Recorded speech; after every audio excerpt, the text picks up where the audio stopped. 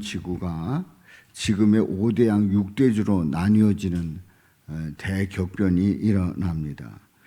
바로 대격변이 일어나는 과정에서 방주에 들어가지 않은 사람은 살아남지 못했습니다. 방주 안에 있는 노아는 인류 심판에서 그 가족과 함께 구원받았음을 성경에서 말씀하고 있습니다. 주는 그리스도시요 살아계신 하나님의 아들이라고 고백한 자들의 반석 위에 세운 교회가 되는 것을 우리가 마태복음에 있는 말씀을 통해서 함께 고백했습니다. 살아계신 하나님의 교회는 진리의 기둥과 진리의 터가 됩니다.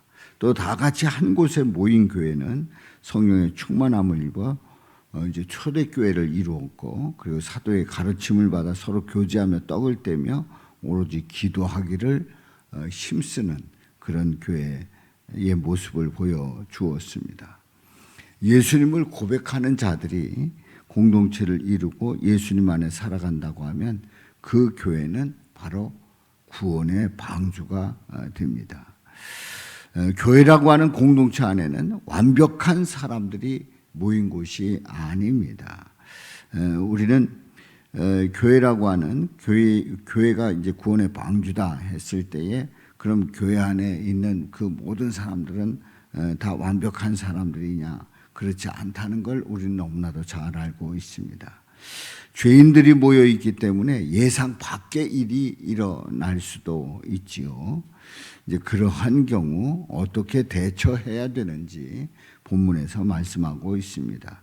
다시 말해서 형제가 죄를 범할 때에 어떻게 할 거냐 하는 거예요. 그냥 내버려 둘 거냐 아니면 그에게 권고할 거냐 하는 거죠. 그래서 15절에 있는 말씀에 보면 15절부터 13절에 보면은 이제 경우를 세 가지 경우를 두고 있어요.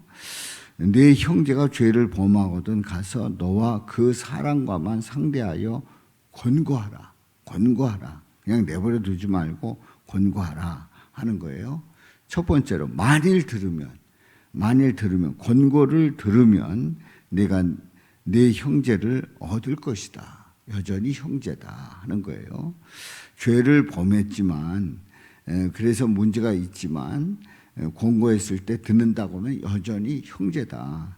그런데 두 번째 경우입니다. 16절에 보면 만일 듣지 않는다고 하면 어떻게 해야 되느냐 하는 얘기죠. 한두 사람이 데리고 가서 두세 증인의 입으로 말마다 확증하게 하라 말씀하고 있어요. 그래서 이제 혼자가 아니라 한두 사람이 함께 가서 두세 증인의 입으로 이제 그 말을 하면서 서로가 알게 하면서 이제 권고하는 거지요. 근데 세 번째 경우가 있어요. 만일 그들의 말도 듣지 않는다.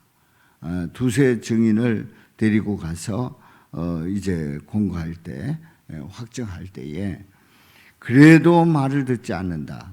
그렇다고 하면 교회의 말을 하라는 거지요. 교회의 말도 듣지 않거든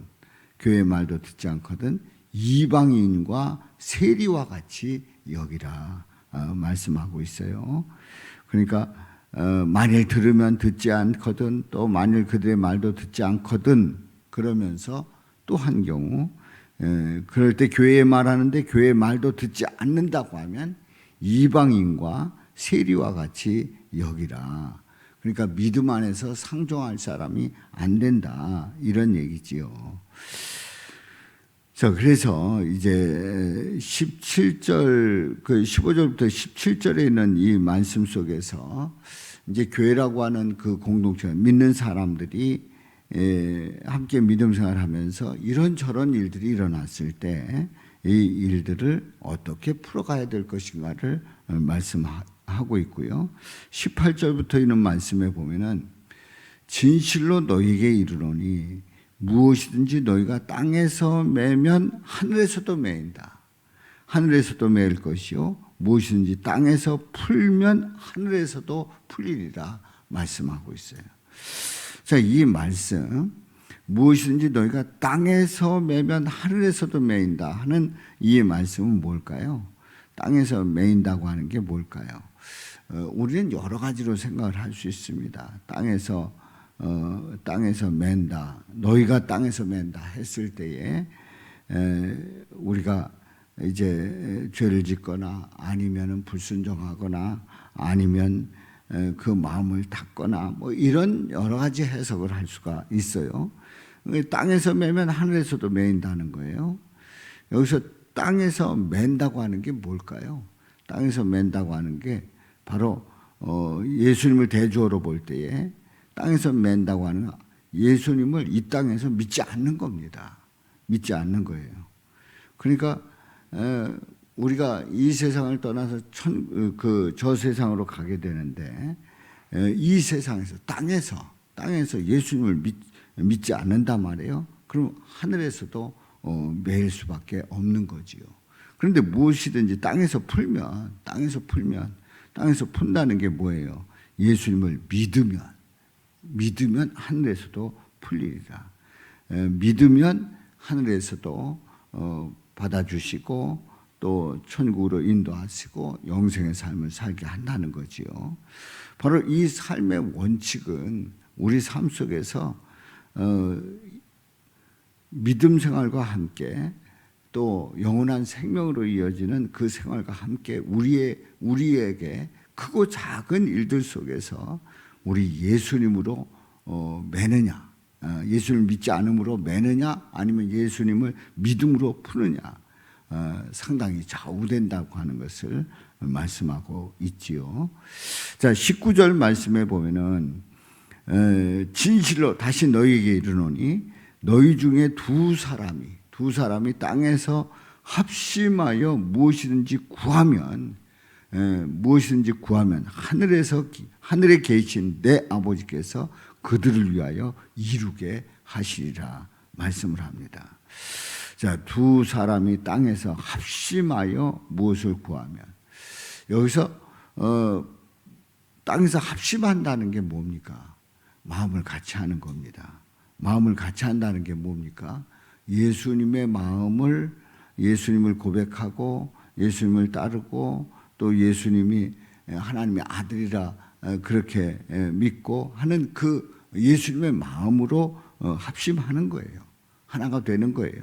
그럴 때 무엇이든지 구하면 하늘에 계신 내 아버지께서 그들을 위하여 이루게 하시리라 말씀을 하지요. 그렇습니다. 우리가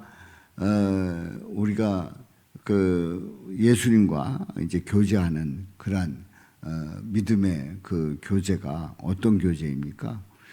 바로 우리가 믿음 생활을 하면서 내 안에 계신 예수님과 교제하는 거예요. 그래서 그 마음을 가지고 서로 합심해서 주님 앞에 구할 때 주님께서 그 기도를 응답해 주신단 말이죠. 그래서 20절 말씀 우리 다 같이 읽습니다. 시작. 두세 사람이 내 이름으로 모인 곳에는 나도 그들 중에 있느니라. 아멘. 우리가 이제 주일 그 오전 예배 끝나고 이제 속회로 모일 때에 우리가 함께 고백하는 말씀이 바로 오늘 본문 20절에 있는 말씀이에요. 두세 사람이 내 이름으로 모인 곳에는 나도 그들 중에 있느니라. 두세 사람이 예수님의 이름으로 모일 때에 우리 주님께서는 함께 하십니다. 바로 그 안에서 역사하십니다. 일을 이루십니다. 그렇습니다. 우리가 누구 이름으로 모였냐, 이거 아주 중요하죠. 아주 중요합니다. 우리가 교회에서 이제 함께 모였단 말이죠. 어떤 일들을 도모한단 말이에요. 그런데 예수님과 전혀 상관이 없어요.